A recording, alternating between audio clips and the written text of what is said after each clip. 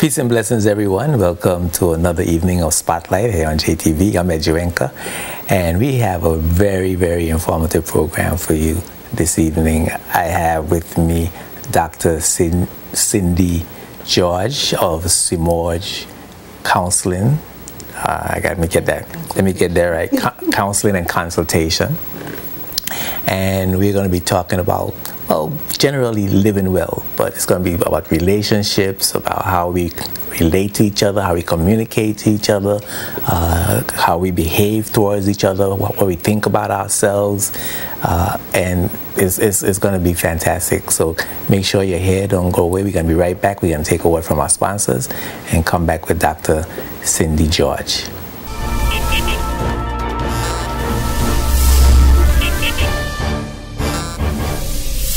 This program is sponsored by the law firm of J.S. Archibald & Co. and by the trust company J.S. Archibald Trust Services Limited, both of Roadtown, Tortola, BVI.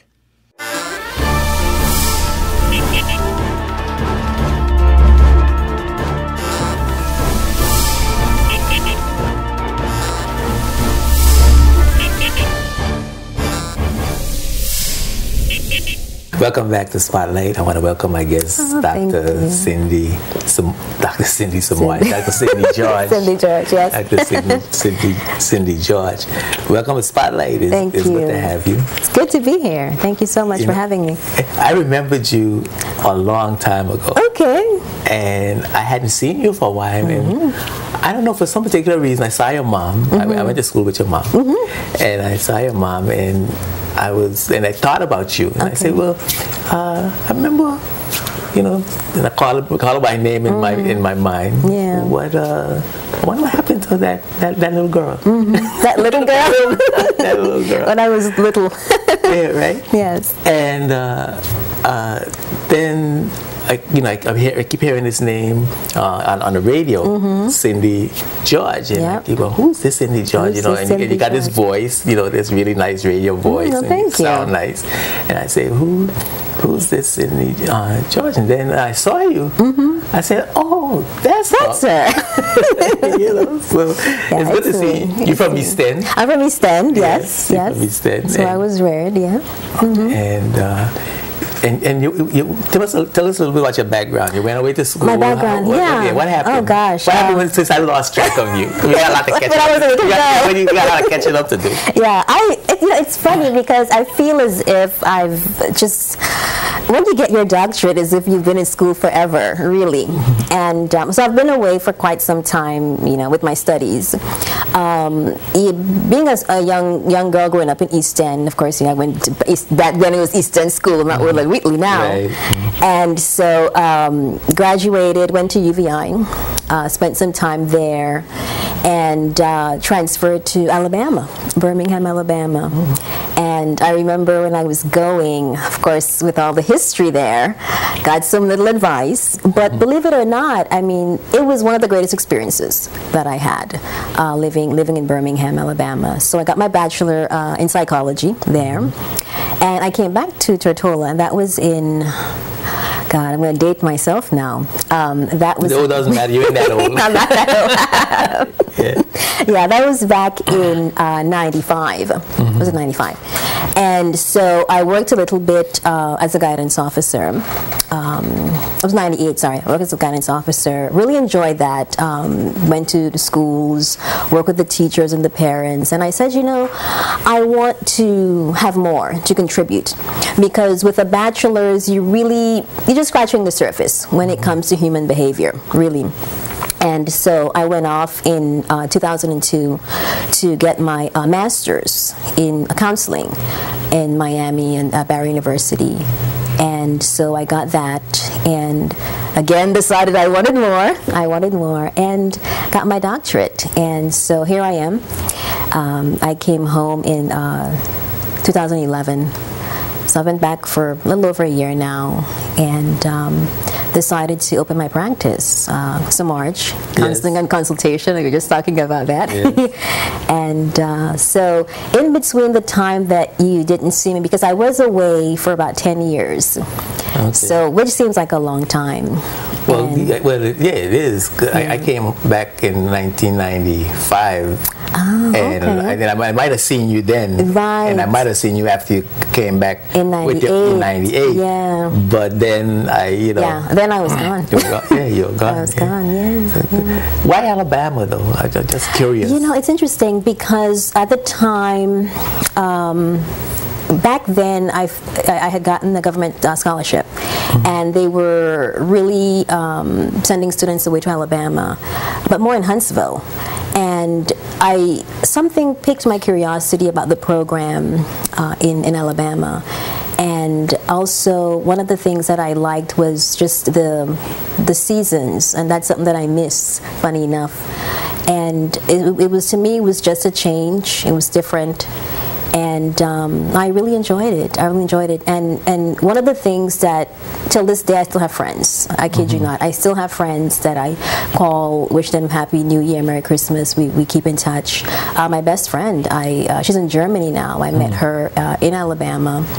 And it was just that international feel. I mean, I met people from all over the world. I mean, all the countries in Africa, you name them, I met them. That's interesting, because Alabama's got quite a history. Yeah, yes. Quite history, I know, the civil rights and everything. But, it was, for me, just a great experience socially. And I compare that to Barry University, which is just right there in South Florida. To me, that was more of an academic awakening, if you will, whereas Birmingham was more of a social enlightenment. Talk about culture shock, meeting people and different cultures, and being exposed to racism. And I did experience some of that, but it didn't deter me from enjoying my time there. So it was good. Okay, cool. It was good. Yeah. I could go on and on. Yeah, well, that makes it easy. That makes it easy for me if I have to say nothing. You always love the guests that talk a lot. But you came home and you opened your practice. You didn't go to work for the government. And how did you do that, and why did you feel the need to do that? It's amazing. I get that question all the time. Yes, I could imagine. Yeah. Let me tell you, if I had a penny, I don't even need a nickel. If I had a penny, every time I heard that question, I'd be sitting in butter, as they say. Well, it is an obvious and interesting question for someone that's coming back from studies overseas. Definitely. Yeah. Well, I'll be brief and politically correct. I'll be brief and politically correct in my response. But in all seriousness, when I left Florida, I left South Florida in 2011, it was my desire, it was my hope to gain employment in the civil service and contribute, because that's why we go away. That's why we go away, to come back and contribute in a broader scope. That, however, did not mature. Okay, that didn't mature. And so, having said that, after some time, being the person that I am as far as wanting to, I just couldn't sit. I needed to do something, and I said, you know what? You've studied, you have clinical experience, you have academic experience, you have research experience, you have administrative experience. I can go on and on. And I said, okay, you were going to open your practice anyway, but the initial thought was that it would have been part-time. And so I said, okay, just go ahead and, you're 2 years ahead of yourself, right? Because I was 2 years down the road. What do you have to lose? Just do it. There you go. Just do it. So I went ahead, got my trade license. I had already been incorporated, so that wasn't a factor. So I got my trade license, found a place, and just went ahead and began to see clients, and how is that going? It's going well. It's going well, and I just want to take this opportunity to say thank you so much to all of the people that meet me. I mean, they meet me in the grocery store. They meet me on the road, and they ask me how is it going, and they tell me that they hear my programs and they see me wherever media I'm on. I just want to say thank you so much for all of your encouragement, all of your support, and just really being there. It's great, isn't it great? It is. Yeah, that your people just rally around around you and support it means you. a lot to me. Yeah. Really I get some of the same thing, because sometimes you could be really discouraged. It could be. Yeah. It could be. And when people support you, they meet you, they tell you, good things, you really feel uplifts your spirit. It does. Yeah, it does. It's always good to be appreciative. It is good to be appreciative, and especially in the field that I'm in. It's a very taboo subject. Yes. And for people to just let me know that they're listening, they think what I'm doing is important to the community.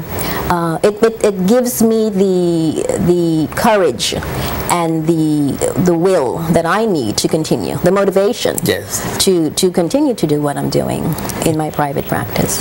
And that's something that I was saying to someone the other day, how as people, we don't talk to each other about our challenges. We sort of like suffer in silence alone. Yeah.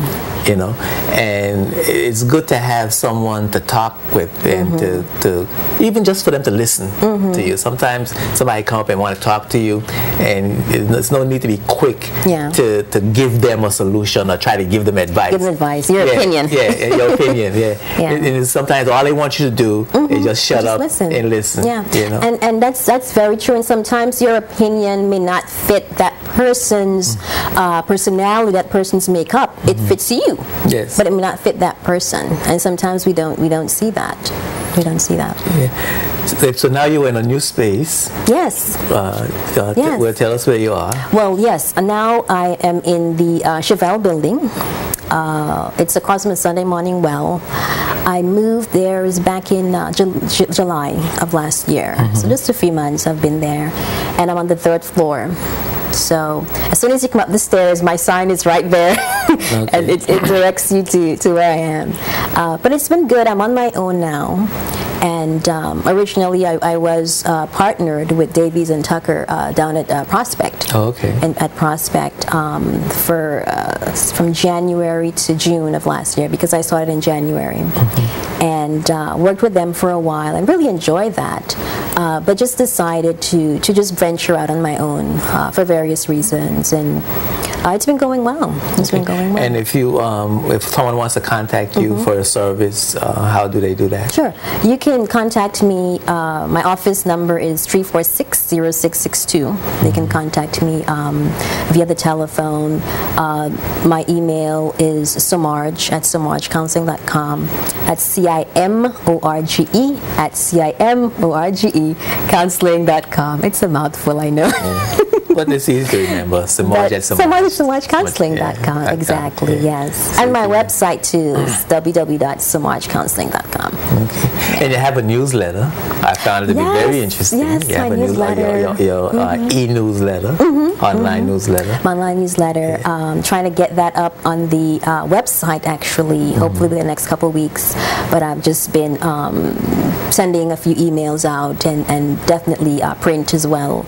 So that was my first edition. I was excited about that. And you talk about the importance of having someone to talk to, and I think you interviewed Pastor Klein. Yes, I did. Yes, Pastor Klein. He was so gracious. I interviewed him for that, and we talked about just the fact that counseling is just like we're saying. It's just if you want to talk to a third person, another person for an objective opinion, and that's just a voice for that person, air. And sometimes people hear counseling and think, oh, something's wrong with you, you got to be crazy. But it's just life adjustments. And I'm sorry, go ahead. No, I think it's important for us to dispel the myth that because you go to a psychologist or a psychiatrist or for counseling, that it means that you are somehow mentally unstable. Many of us sometimes are overwhelmed by some of the stressors in the society. And you use a good word, overwhelmed. And sometimes we do a lot of self-therapy on our own, but sometimes we then need another assistance. And one of the things that I mentioned in the newsletter also is that what I really want to dispel is counseling is not advice. Counseling is not giving your opinion. Oh, I think you should leave because he ain't good for you. That's giving your opinion about something. Okay, counseling is a science. Okay, and when I sit down and I'm having a session with my clients, I have to be so quick in my mind, because what's happening is that I'm hearing the problem and I got to think, okay, what theory should I use? What techniques should I implement right here and now? What questions should I ask? And I'm known for asking questions because questions are important. Questions are significant to getting the client to think about what's happening. And a question is asked because it serves a purpose to get that client to change. And so a lot of times people think that when you go to a therapist, they just sit there and tell you what to do. You go to your mother and your father, let them do that. Your brother and your sister, your pastor. Well, yeah, we know. We'll come back to that. To my newsletter. We'll come back to that. But your brother and your sister, or a relative, okay? And that is giving advice. That's just being there for support. Yes. But with counseling, we utilize these things to guide you, and that's my role. You don't get a doctorate in counseling for opinions, right? Thank you. Leave that man alone. It's funny. But we're going to take a break. Yes. And we're going to come back. We're going to talk about your goals for the newsletter, what you hope to accomplish with that. Yes. And then we're going to talk about the services that you provide. And then we're going to get into some social issues. Sounds good. All right. So don't go away. It's a lot more to come, more interesting stuff. Keep it locked right there to Spotlight. Spotlight is brought to you by Bolo's High-Tech Printery, Virgin Island Motors, and Clarence Thomas Limited.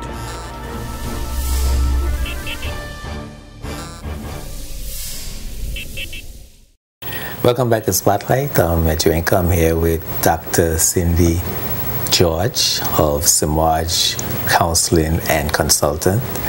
And we are having an interesting discussion about counseling, and we got a lot of things to talk about this evening. It's just filling in some of the gaps and catching up on old times. On old times. Yeah, and who is this Dr. Cindy George?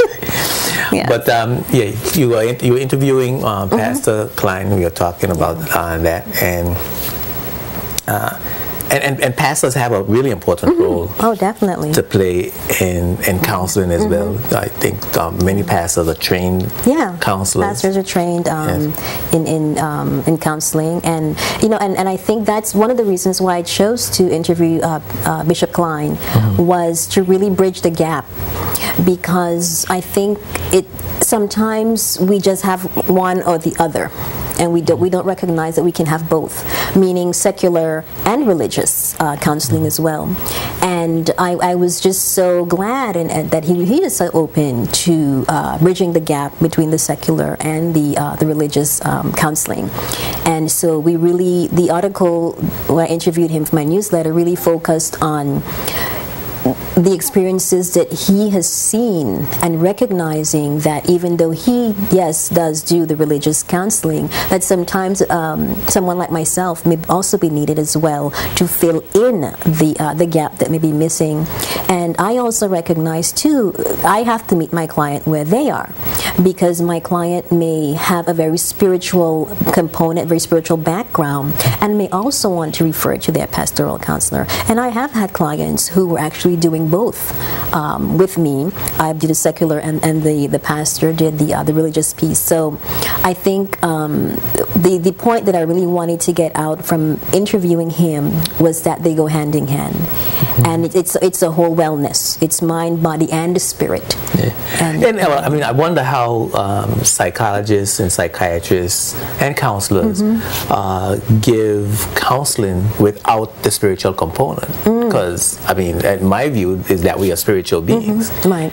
And, you need to get to that point in yourself. And we're going to talk about self-awareness. Yes. And how do you become self-aware without being aware of your spirit? So we're going to talk some about that. But tell us about the services that Samaj provides. And going back to my name, the name, Samaj Counseling and Consultation Incorporated, it's twofold. You have counseling services and you have consultation services. The counseling piece of it is really individuals just like yourself, whether it be adults or children. I do see children and adults. And then I do couples, and my specialization, my doctorate is actually marital couples and family therapy. So I have a lot of experience working in that area. So couples, families. I was trained in what is called a systems perspective, and so I believe in including the family.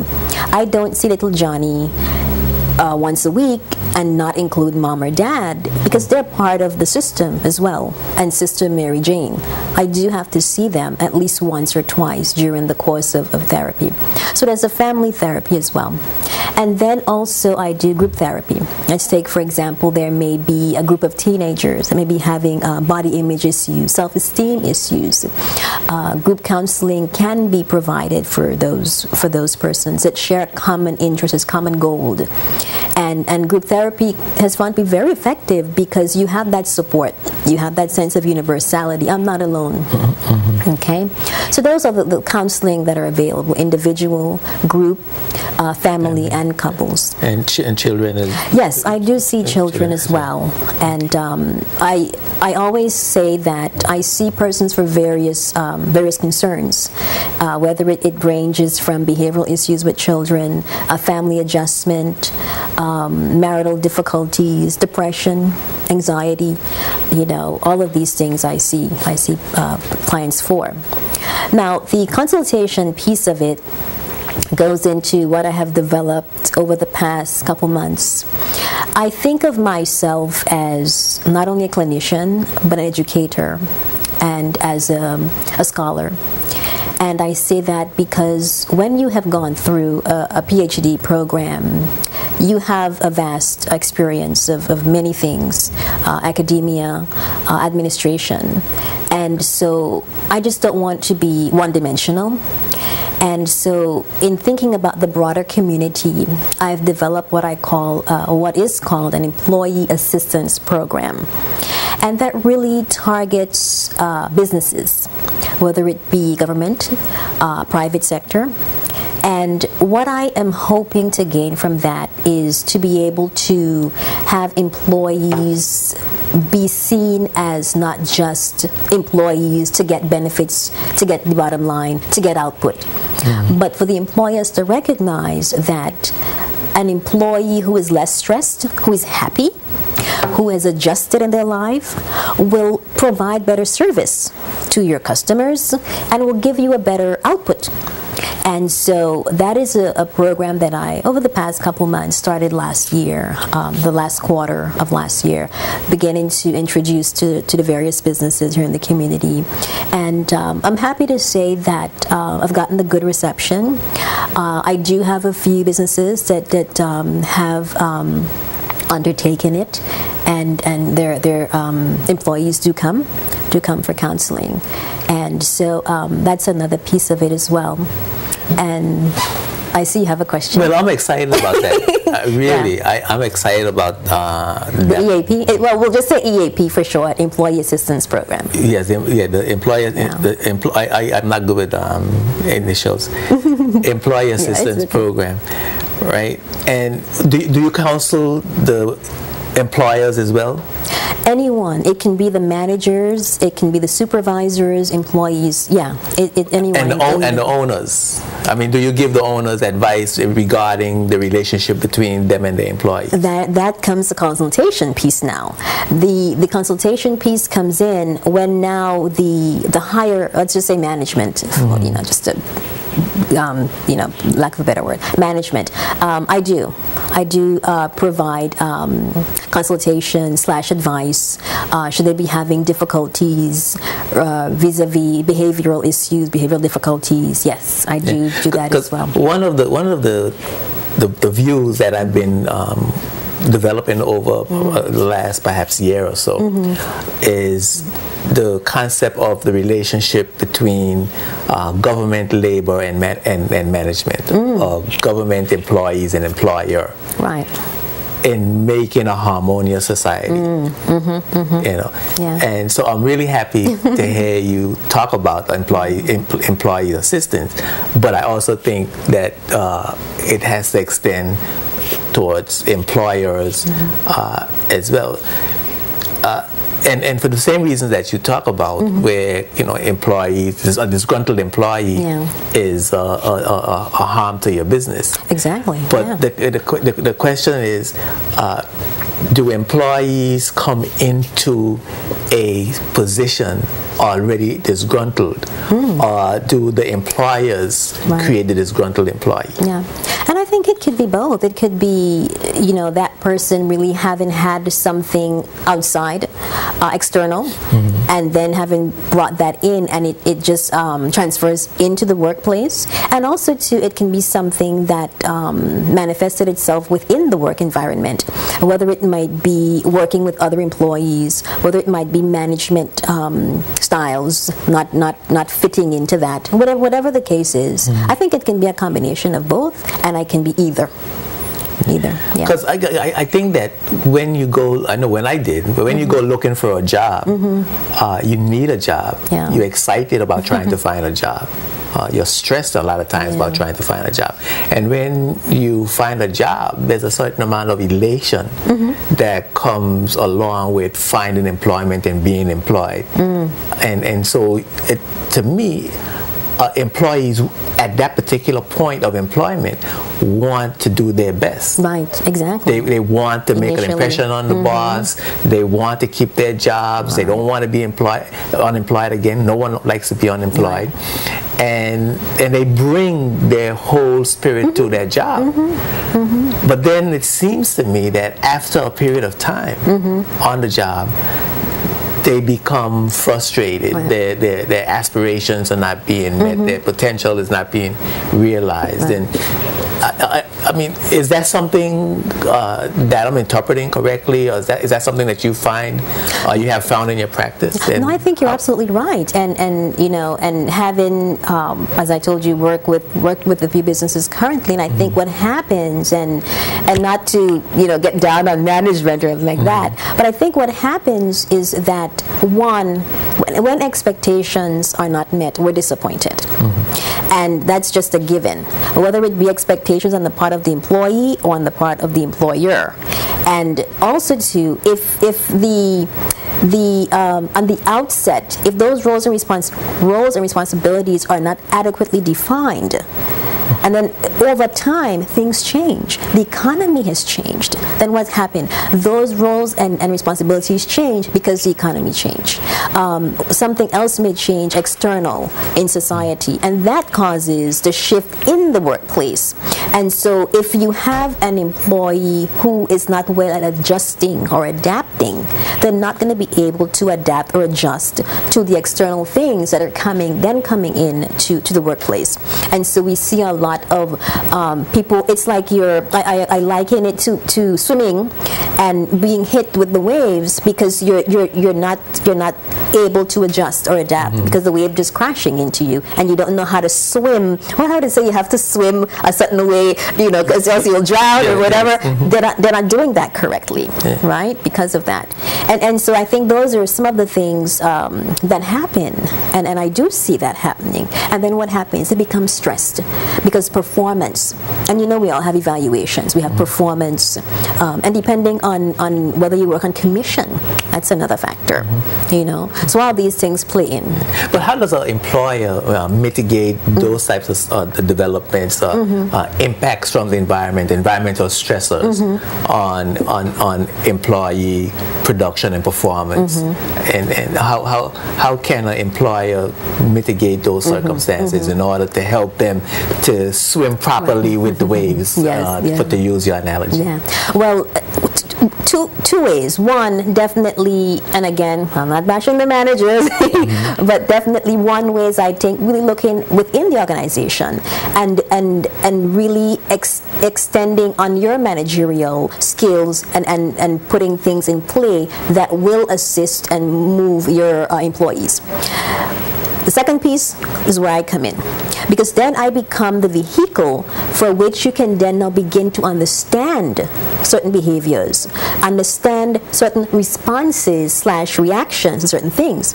Because you, oh my gosh, you might have an employee, an employer, HR manager, and they're like, I don't know why this person act like this. You know, he or she always comes in. I can never get them motivated, and then here I come in to then shed more light now on behavioral, more of a behavioral analytical component, right? And that's where the EAP comes in when we're speaking to helping the employer and not just the employee. And I think you sort things out. Exactly. And this is a professional, and this is a scientific approach, because HR, well, some HR managers have training as well, but oftentimes it's not as well, most times it's not as extensive. Exactly. And so you need that additional professional help. Right, yeah. So it's twofold. I want to talk about the divorce rate and relationship. Okay. But that's a switch. But I want to first continue with the employees. Okay. But from the perspective of their own personal growth and development as an individual, not necessarily, and as a human, and not necessarily as an employee. Right. And let me just add that I'm so glad you said that, because I don't want it to come off like the EAP is just for that. You fix them so they can be good employees. No, but they have to have their personal as well. So it's both. Yes, thank you. Right. So, you know, how do we as humans in all situations are able to manage those situations, those stressors, the unforeseen, the circumstances that you know we couldn't possibly tell that was going to happen. How do we deal with those things? That's a good question. I think one of the key things, and I go back to it, is knowing who you are. Because if you know who you are, you know what you can, you know what can hit you, and you know what you can take. Hold it right there, right? This knowing, this is important to me personally, because this knowing who you are is has become a very cliche phrase. And you must know yourself. You got to know who you are. You know, it's like what does knowing who you are actually mean? And is there a process for that by which we know ourselves? That's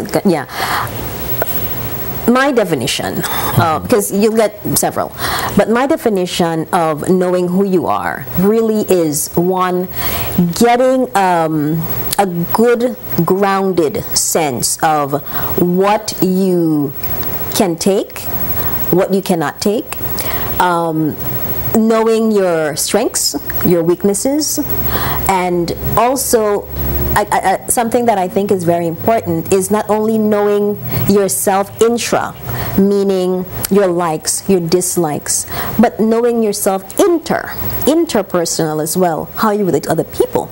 Because a lot of time I think we miss that part when we're talking about know yourself, because you know yourself as in who I am as a person, you know, Cindy, Dr. George, but how do I know myself in relation to Mr. Cromwell or to you know, somebody else? And so that is the other piece to it, know thyself.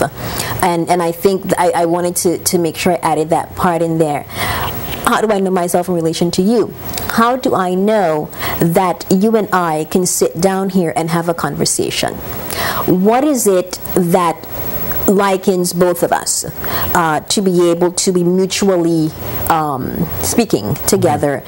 Also, knowing when you communicate with somebody in an interpersonal sense, knowing how that person, how should I say, how you relate to that person. What is it about that person that draws you, or what do you identify with that person? You know, and the reactions that you give and from you that get. person. Exactly. And so all of these things, and it may seem like a long thing. And how is that developed? Right. Because it sounds like a difficult process.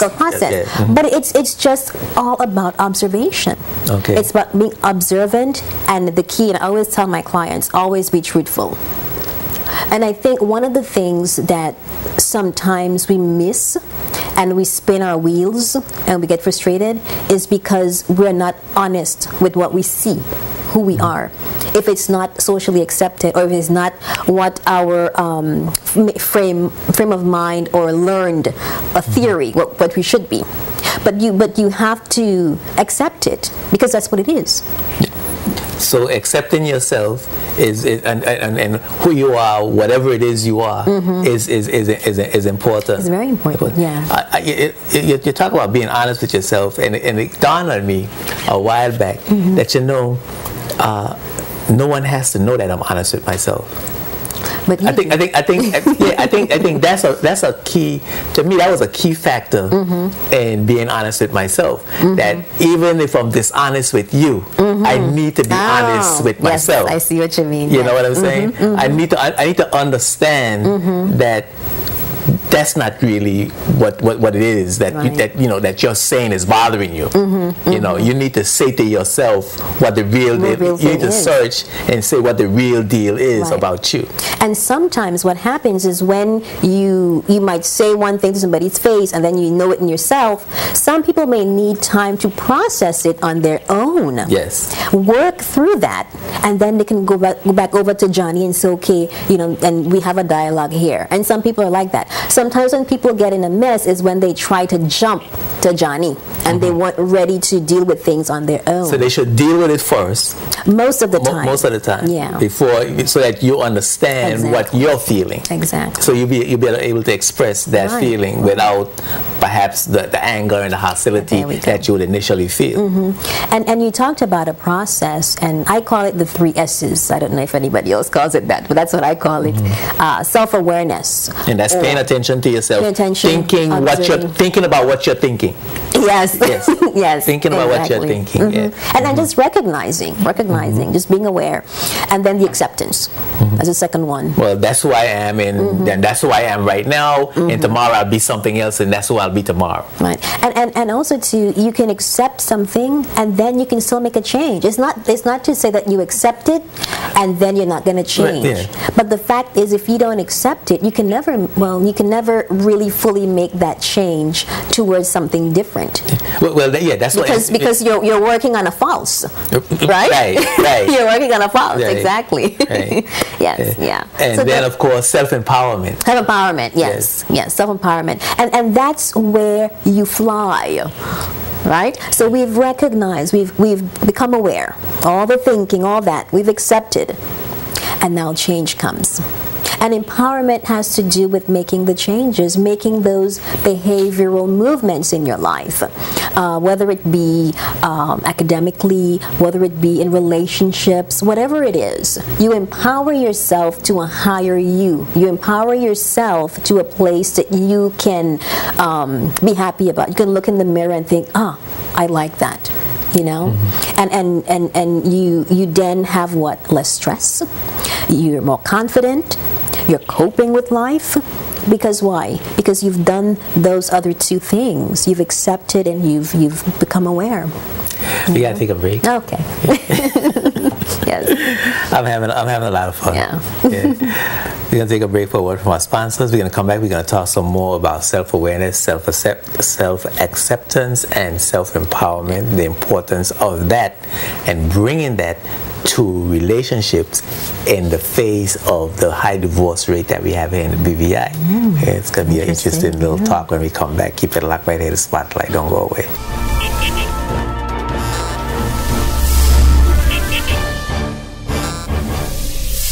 This program is sponsored by the law firm of J.S. Archibald & Co. and by the trust company J.S. Archibald Trust Services Limited, both of Roadtown, Tortola, BVI.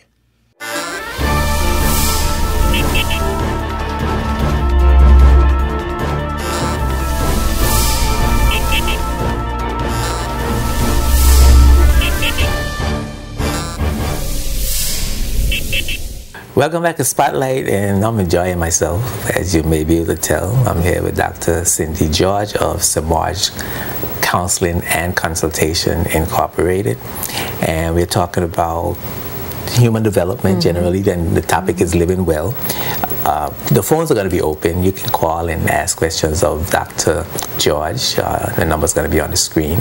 Or you could text if you don't want us to hear your beautiful voice. We'd be happy to accommodate you via the text. So call in and ask questions. We were talking about self-awareness, self-acceptance, self-empowerment. And it brought to my mind our ability to accept our changes as they happen. Right. Yeah.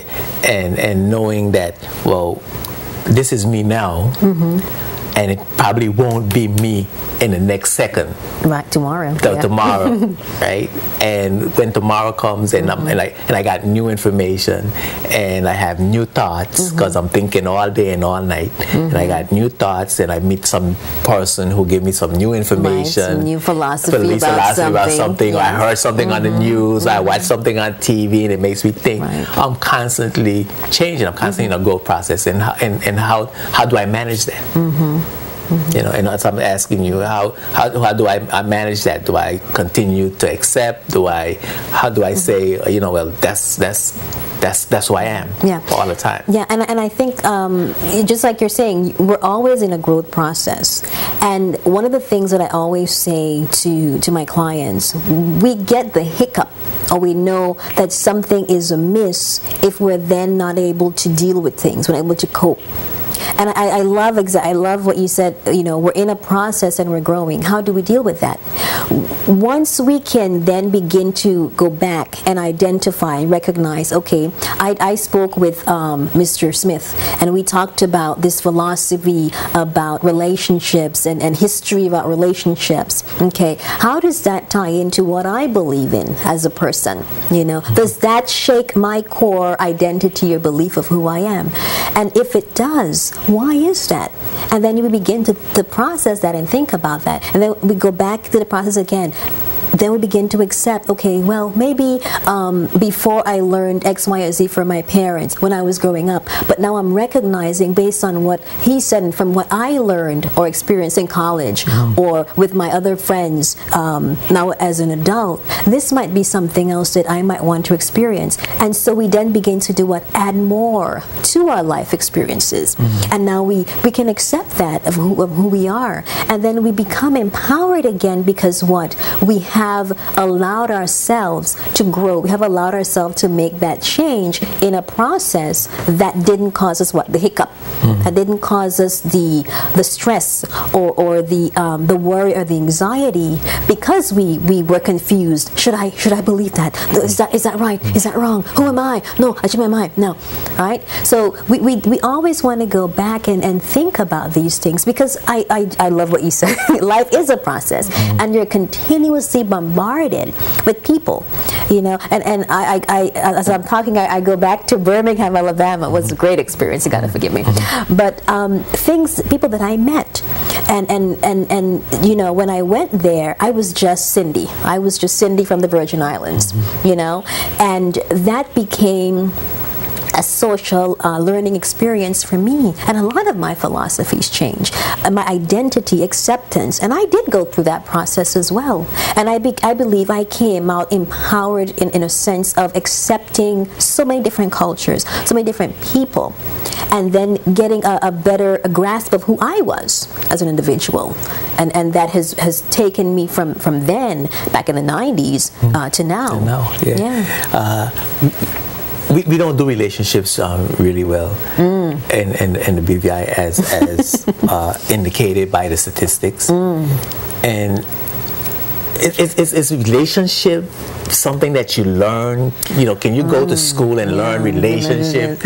You know, and what role does the three S's, self-awareness, self-acceptance, and self-empowerment play in our ability to relate to each other, and particularly in a loving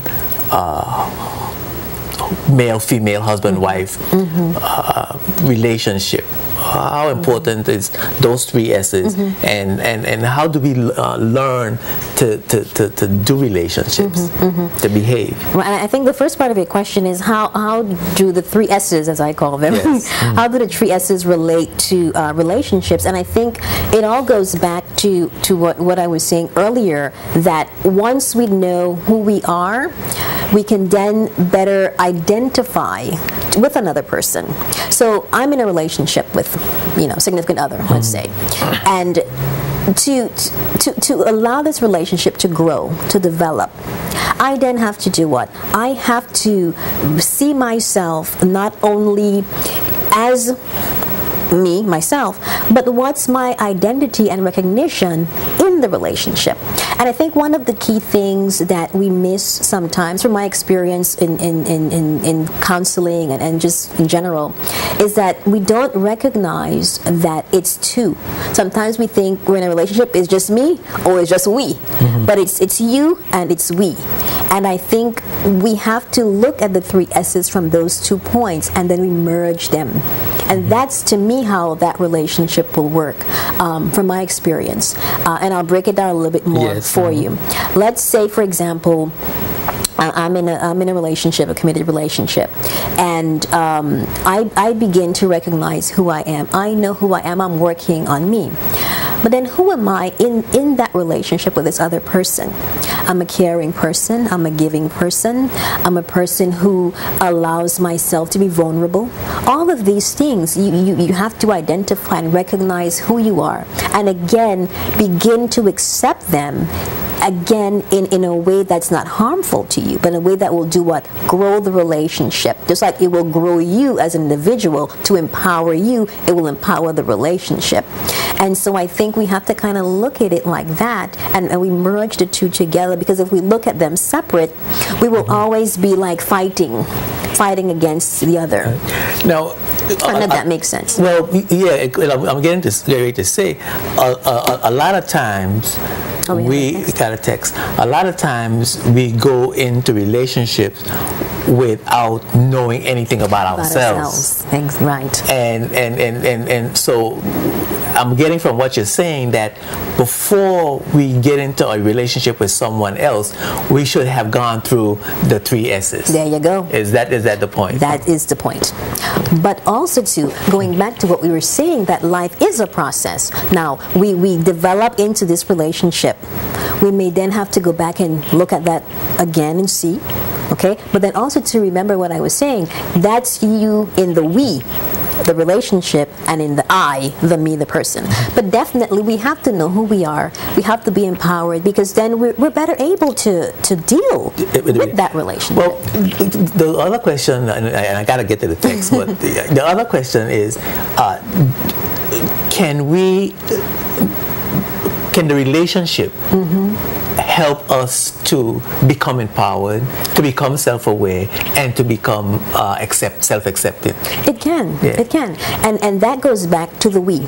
Because in yourself, in relation to the relationship, it does what? It's also reflective back to you as the individual. What is that saying about you also as an individual? So yeah, I mean, you can learn about yourself from the relationship, communications, behaviors, reactions, responses. What does that say about you as an individual and you in the relationship as the significant other to that other person? So it's just like the process you were talking about, learning a philosophy from you. It's it's the same thing. So both parties in the relationship are having growing experiences, and they're helping to facilitate each other's growth through the various experiences that they bring to each other. Yeah, and that's the ideal way of it, of course. Okay. Yeah, there's a question that I was going to ask that slipped me, but it's gonna it'll come back. It'll come back. But I think that a lot of us don't pay attention. Communications, the importance of communications in that growing process within the relationship. Just help me remember that, right? Communication in the relationship in that growing process. Where are you? Don't tell me I lost it. There it goes. Okay. Okay. How do you deal with someone whose family continuously stresses them out? You are starting to feel stressed yourself, but don't want to leave. Okay. Okay. We got. Let me get this call too, and we're gonna deal with text after. Thank you for calling Spotlight. Go right ahead, please. Hello. Yes. Go ahead. Good night. Good night. Brother Edgeworth. Good night. Yes, my brother. Dr. Steve George. Yes, hi, good I'm night. very glad to see you and to hear about you, especially in your career plans and your education and training in psychology. Okay, thank you. It is now, it appears to be probably of the greatest governments in the world going right to Washington, D.C. about guns. And they're saying that it is not the gun that is the problem.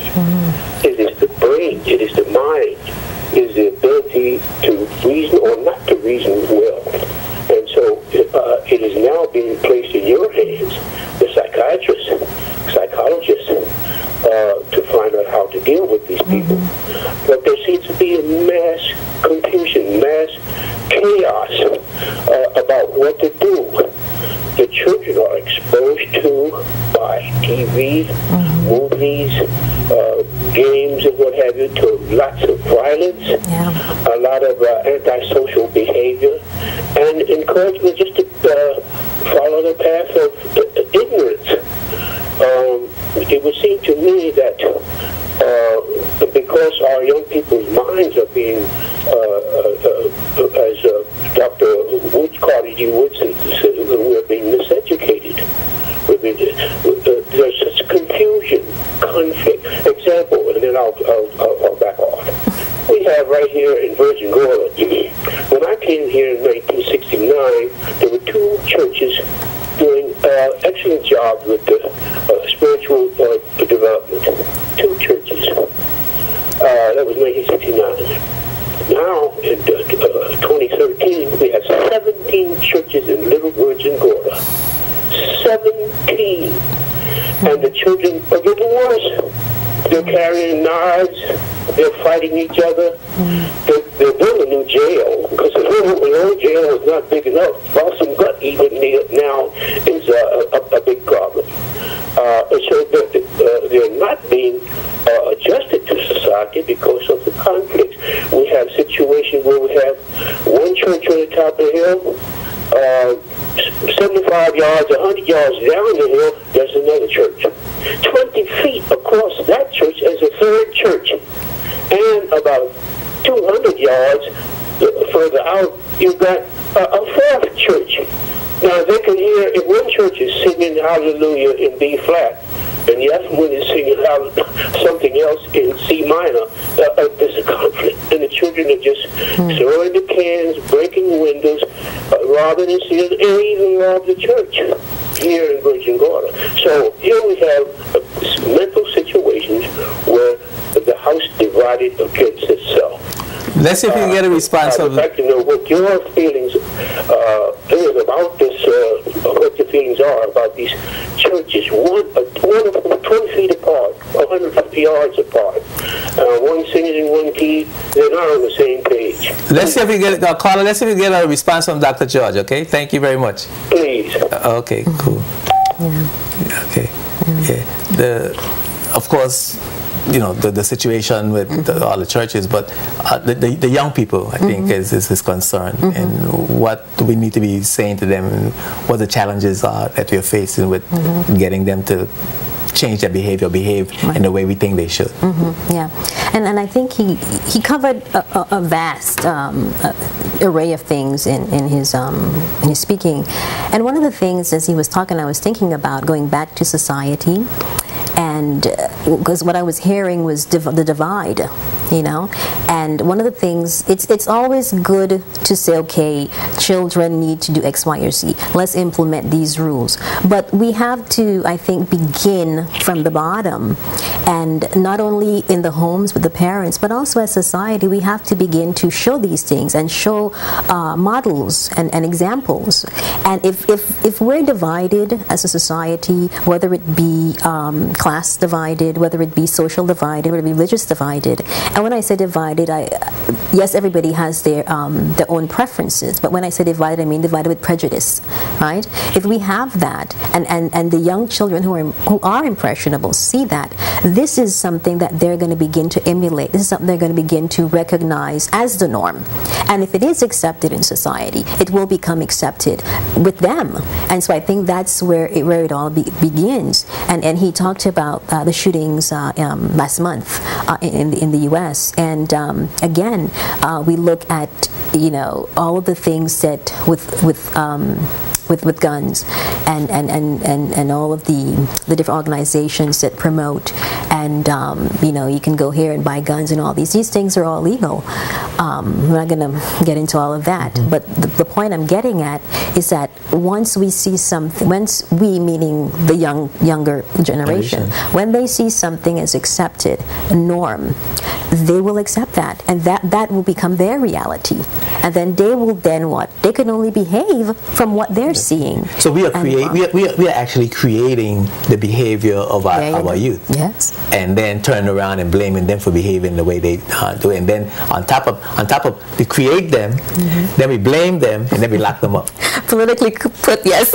How I would say it. You just said it. You just said it. Then we lock them up. Yeah. That's what's happening. And it's interesting because I mean it speaks to a vast task. I think that you, in terms of your burden, my profession, and in your profession and your contribution to the Virgin Islands as a citizen, as to how to get en masse a community thinking differently, and behaving differently. And you hit the nail right on the head. It begins with our thinking. And our thinking will then change our attitude, and our attitude changes our behavior. And I say that constantly all the time. We change our thinking, our attitudes will then begin to change, and our behaviors will then. And you know, and that is really the crux of the matter, because you know you end up counseling people to put them back in the same situation, the same environment that create their challenges, and it's almost as up you know, like your little hamster. Right, spinning wheels, and that goes back to what I was saying about the systems perspective, where if I'm seeing little Johnny, or if I'm seeing anyone that has another person related, I can't just see that one person, because it's like I'm seeing that one person and then I'm putting them back in, and the other people are not getting a sense of what's happening in the counseling, and it's pointless. Absolutely. How do you deal with someone whose family continuously stresses them out? You're starting to feel stressed out yourself, but you don't want to leave that person.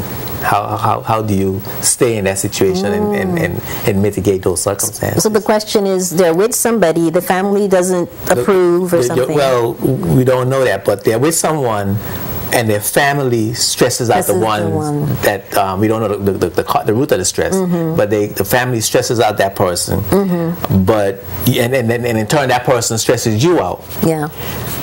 But you don't want to leave. You don't want to leave. Yeah. That's my thing. Would be the root is the stress. Why are you being stressed out? What is the cause of the stress? That would be the first question. That would be the first question I would ask. Because the question isn't necessarily what the family is doing, but your response to what the family is doing. Why is what the family doing stressing you out? That's the key there. Right. And then you got to ask yourself, okay, or is it because, I don't know, I mean, is it because it's not compatibility, maybe it's economic status, SES, I don't know, whatever the case is, maybe the person ain't good enough, we have children, you know, whatever.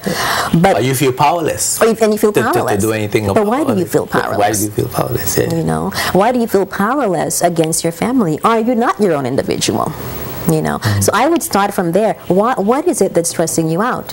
And then begin to look at that, and then say, okay, how can I then overcome that? How can I then begin to overcome that stress so it wouldn't seep into my relationship with this other person? Okay, because you are allowing the stress. The family isn't stressing you out. You're allowing the family to stress you out. Yes. That's the point. And as your significant other, how do I help you to deal with that. Right. I mean, how do I do that? I mean, Yeah. so what should she do? I don't want to leave you. She doesn't want to leave the person. I mean, I don't know why I'm saying she. Because I don't have a clue. It could be a man, right? Yeah. Yeah. See how I know. We're conditioned to the think. men are always the one causing the stress, right?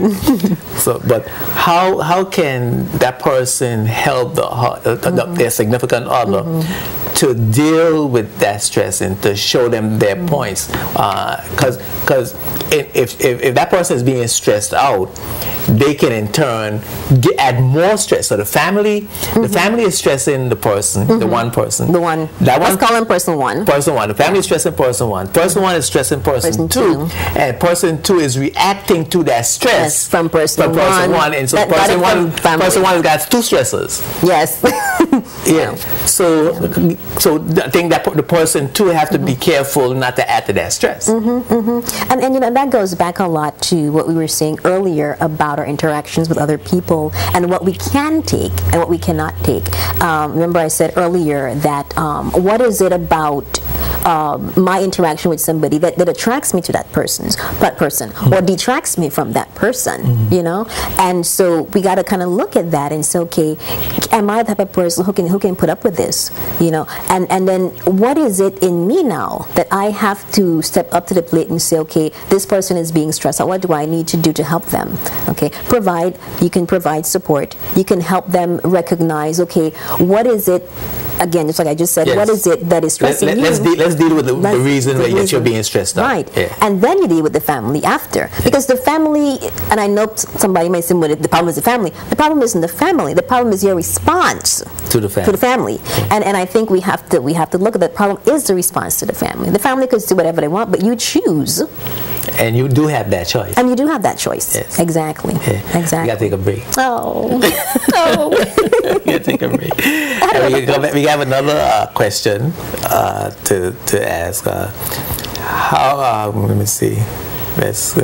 Can you ask your guest how many relationships she is being involved in? I'm trying to find out if there is any personal experience in what she's saying, or is all from a book. We're going to take a break and come right back to that answer right after these words of our sponsors. Keep it locked right in the Spotlight. Spotlight is brought to you by Tortola Concrete Limited and CCT Global Communications. Welcome back to Spotlight. Yes, I'm Ed Juenka, and I'm here with Dr. Cindy George of Samaj Counseling Consultant Incorporated, and we're having a very lovely discussion.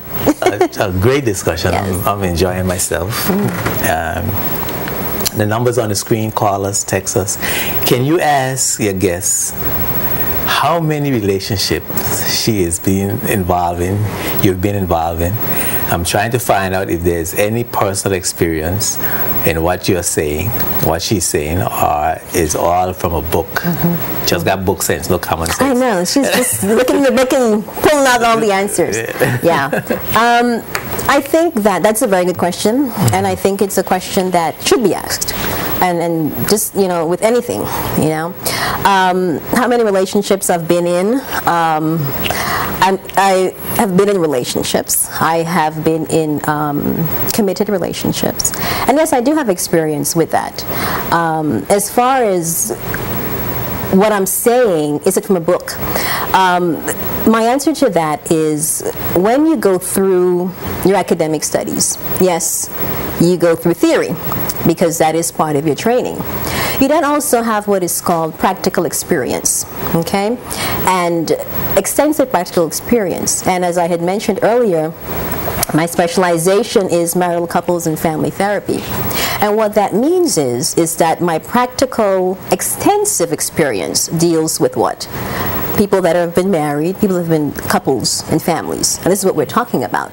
So to answer the text, what I'm speaking to, yes, comes from book, because it's in a book somewhere. And then also too, it comes from my personal experience, yes. You know, we've all been in relationships. And thirdly, it comes from having had training, having worked with real people that have had crisis in their relationships. and been on the brink where they want to leave, or they don't know what to do, and having had to counsel these persons. And so it covers all of that. And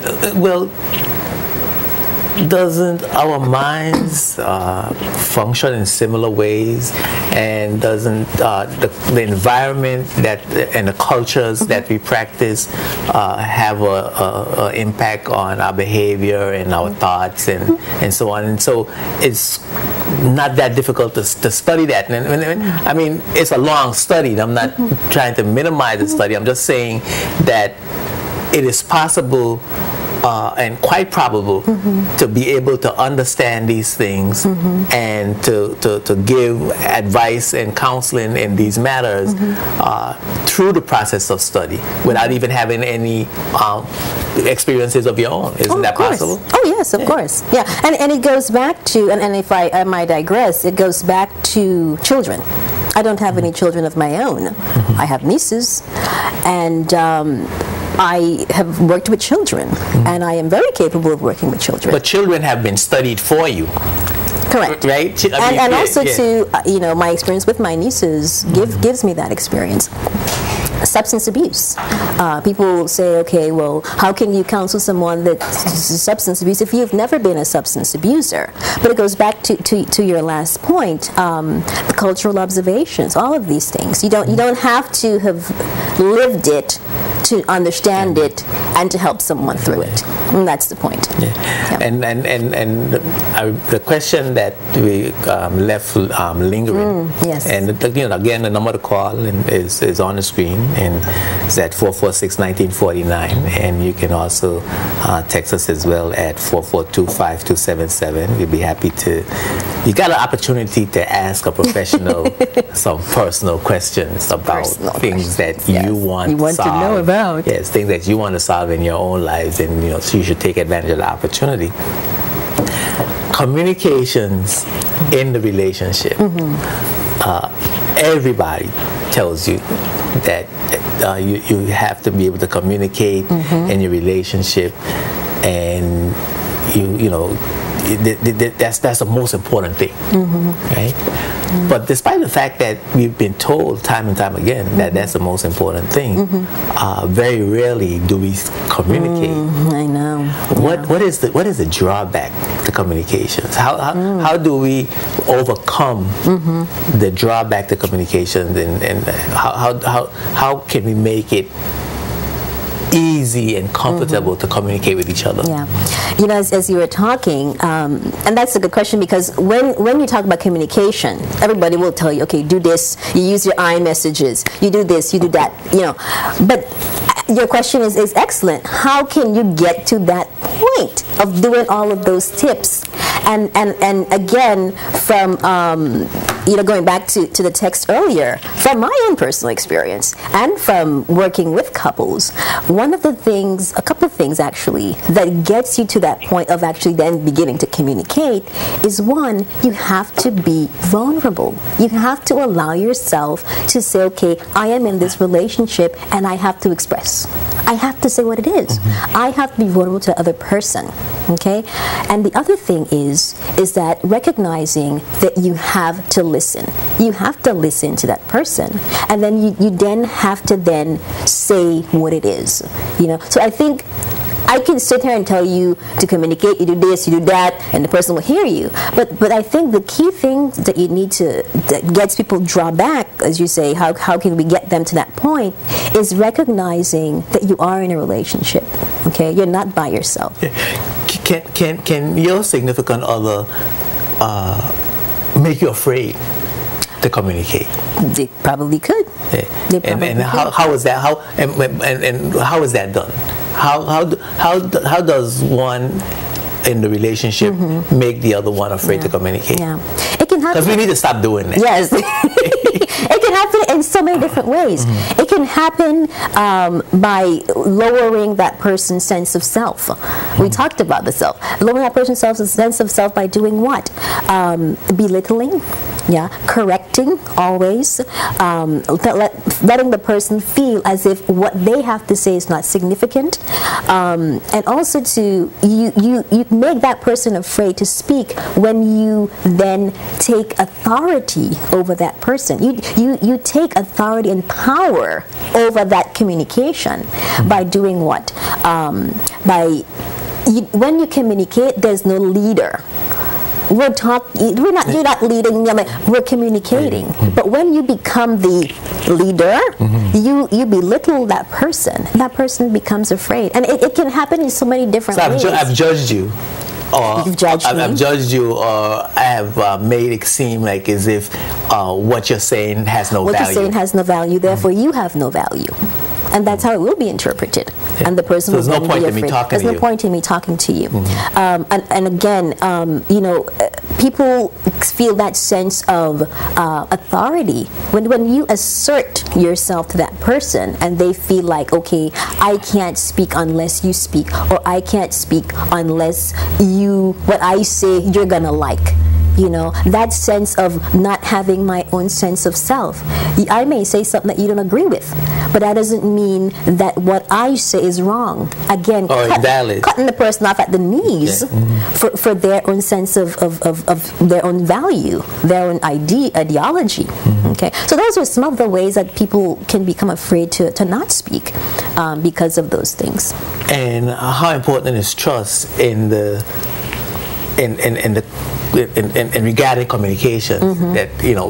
How does trust make it easier to communicate, or lack of trust make it more difficult? Trust makes it easier because if I'm going to trust that what I say will be accepted. I'm going to trust that if I tell you X, Y, or Z, you're going to accept it and know that that's my point of view, and we can talk about it. And we have to cultivate that trust with each other. And we have to cultivate that trust. And how do we do that?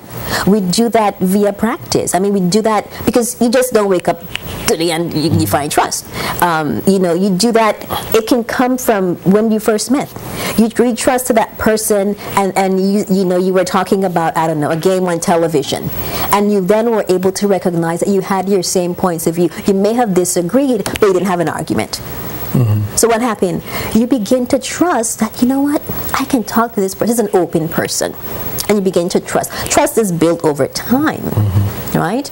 And so definitely, if you trust, you then become more open.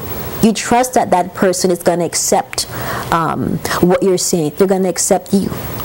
And not... They're going to frown on you. They're not going to look down on you. They're not going to think that you're stupid. They're not going to think that you're worthless. What you're saying makes no sense. Right. Yeah. They're gonna try to at least understand. Listen and understand. Right. Yeah. And that's one last thing about trust, and that is the gamble that we take when we enter into an intimate relationship, because we then have to trust that you can trust that person and be trusted by that person as well. Right? So you have to go on faith. And I know that might sound a bit wishy-washy and non-scientific, but that's what it is. You have to go on faith, and that faith then builds into trust over time.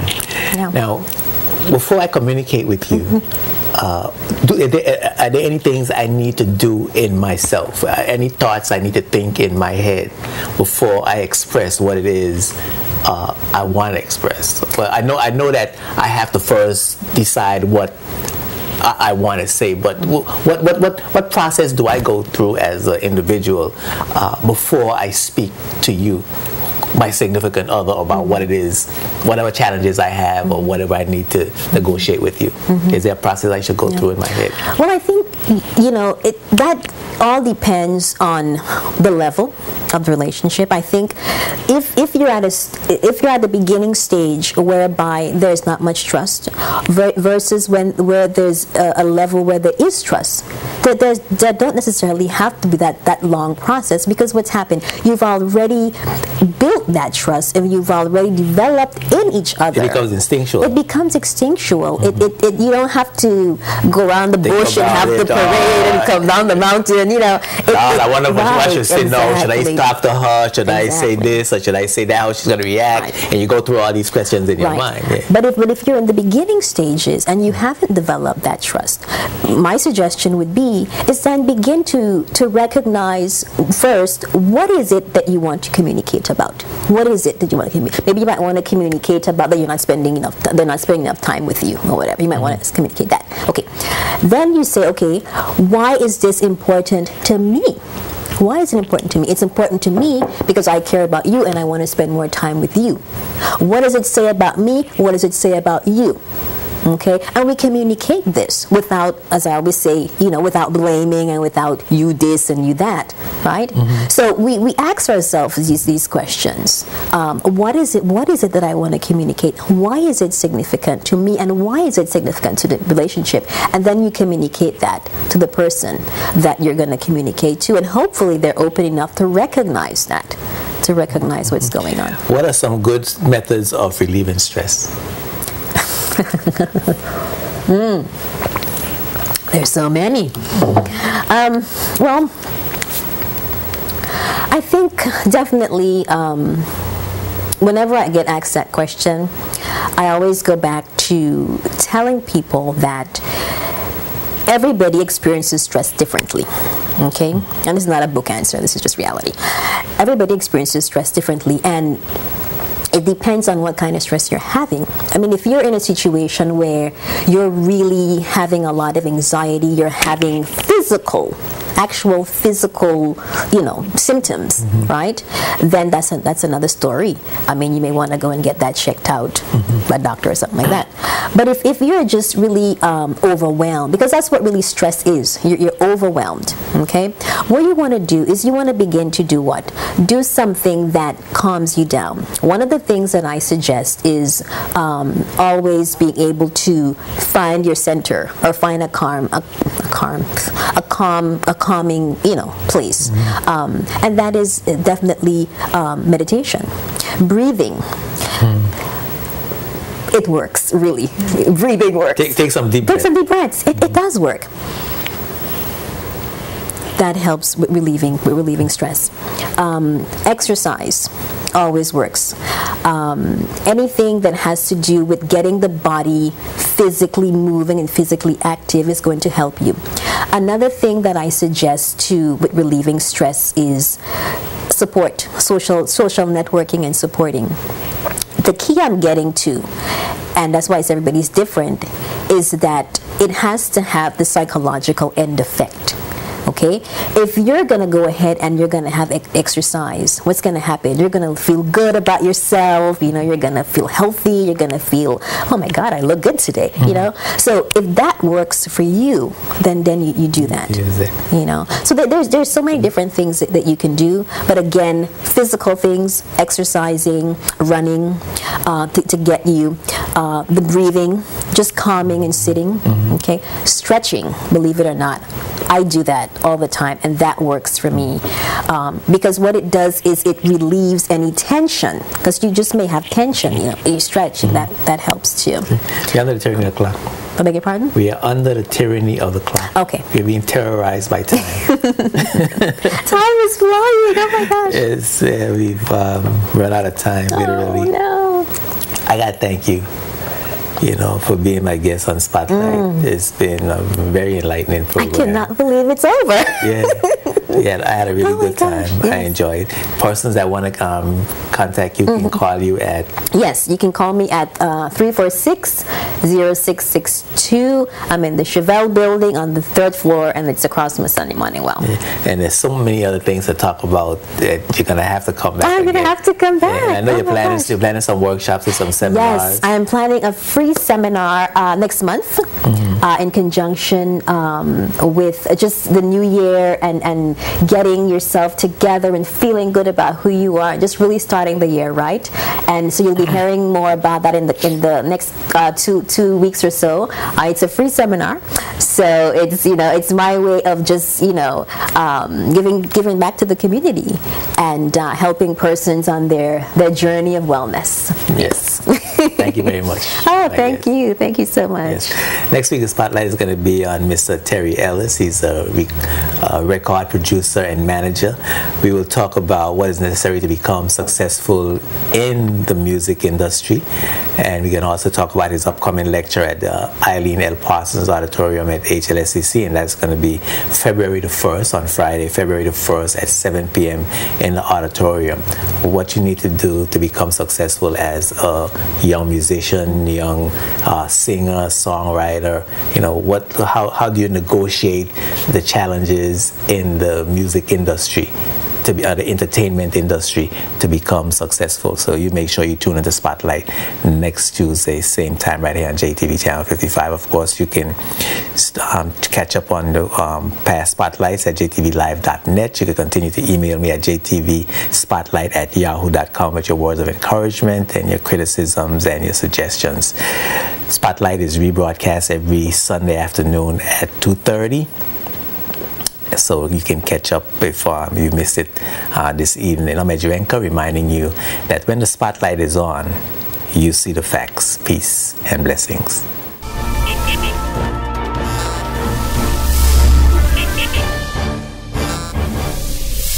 This program is sponsored by the law firm of J.S. Archibald & Co. and by the trust company J.S. Archibald Trust Services Limited, both of Rotown, Tortola, BVI.